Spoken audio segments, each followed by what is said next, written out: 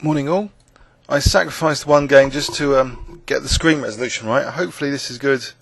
This is 800 by 600. So against an IM in the first game. Okay, I know we shouldn't take account of ratings, but statistically he's going to beat me up. Just warn you now. Especially trying to do commentary. But I think he's losing his e4 pawn, so I might be slightly better here. It looks to be a comfortable position. Hopefully I can get away with bishop takes d5. Interesting. I don't really know if I'm going to be in trouble soon. Maybe I should try and get in knight c3. Also be wary about the clock in this kind of situation. E5 maybe. Bishop e4. This looks tasty. Although I didn't need to blunder that pawn. Maybe queen takes a2. So he's a bit under fire here. Is he going to really weaken himself further with g4? Yeah. So I seem to have a very promising position indeed here.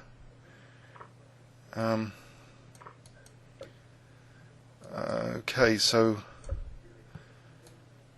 right, if I get these off, knight b4, c2, threatening knight d3. This looks to be great. Be a travesty of justice if I lose this. But I've only got 14 seconds left. Yes! I am 2264. Remember, the auto pairing ratings are a lot lower than the ordinary 1 minute ratings. It's quite vicious, the auto pairing.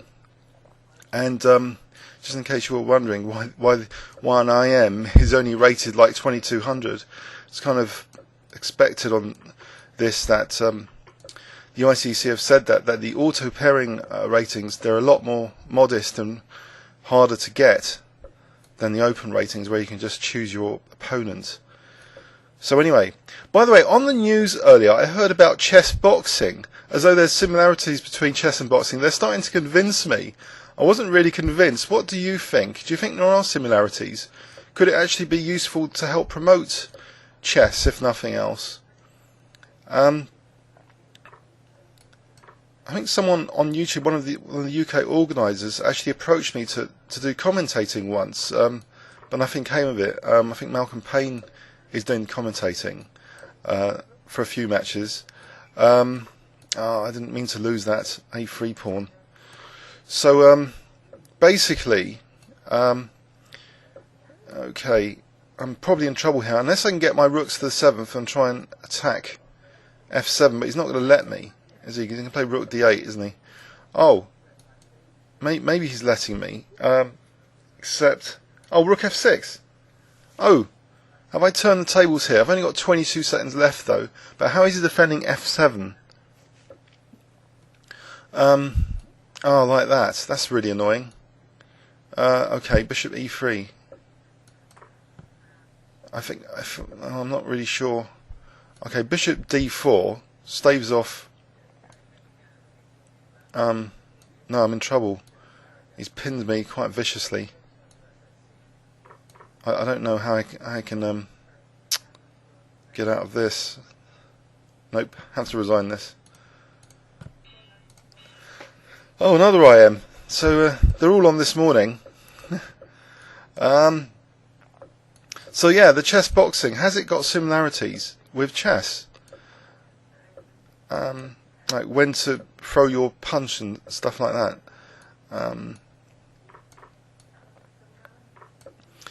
Now this line is a bit tricky. You've got to be wary of white playing f5 for a start, or some piece sacks in the centre.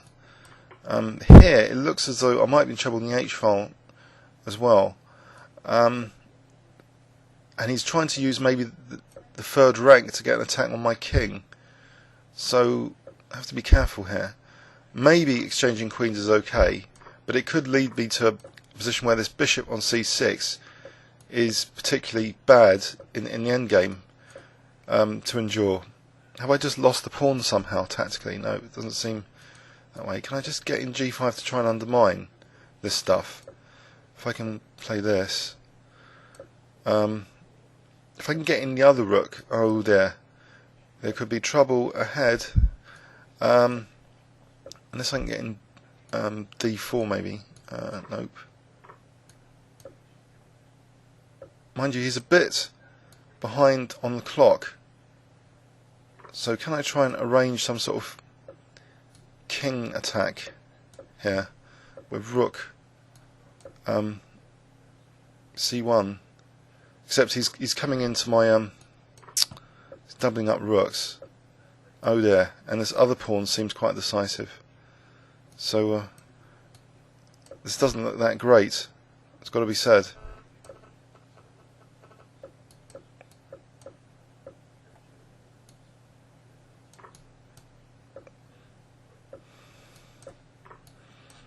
Oh, I'm going to run out of time as well. Alright, let's sharpen up, and also let's try and change the opening a bit to try and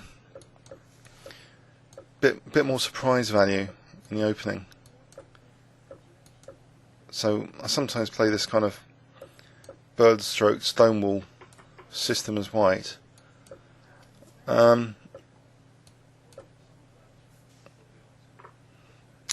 Yeah, did I need to sack G2? In fact, I don't really know. Oh, knight g3 and f5 might be a plan. Except my queen's on at the moment. Oh dear. This looks dire. Oh, that's a real shame. It's getting rid of my nice bishop and stuff like that. Horrible things are going on in this position. So it calls for some desperate measures. So maybe knight e5 there, at least attacking his bishop. Ah, which he gave me. So now, oh, knight g4, threatening knight h6, mate. Maybe he won't spot that. Sneaky little threat of mate with that long bishop on diagonal. So, oh, okay. So, yeah, let's again, bit of surprise opening value here. Goes down well sometimes, but we can play this with bishop b5.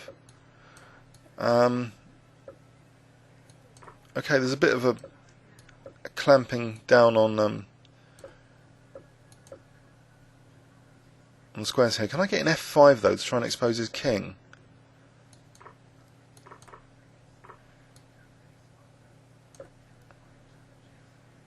Interesting. Well, he can just castle here, it would seem. Mind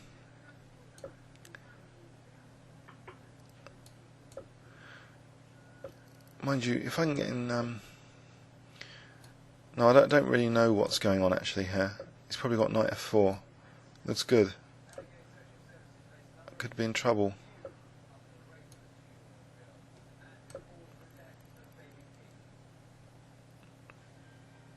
Struggling not to get my queen trapped. Bishop e6, queen c5 though.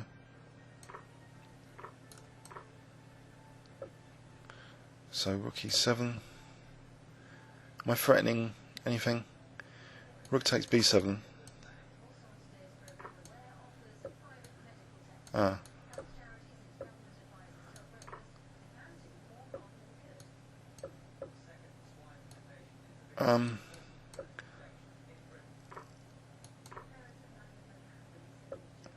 Okay.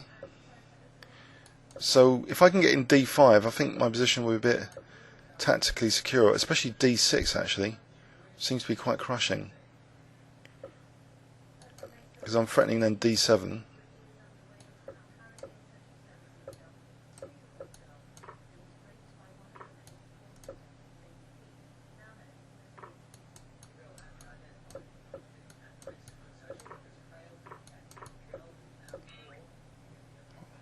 Oh, he said something as well, I don't know. Okay, exciting. So yeah, just the novel opening, I think, for a change. Just to get out of any... just confuse the opponent just slightly. There's some positional basis for this though. If Oh, this diagonal bishop could be quite useful.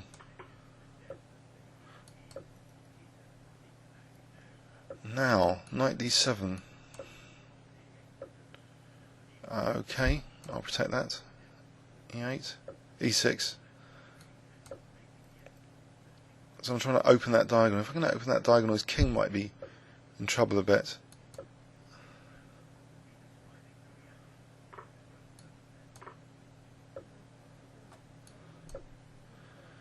Although I don't think I should have allowed that. That's okay, that's okay. So far, it's looking alright. I'm threatening to double his pawns. Let's do that.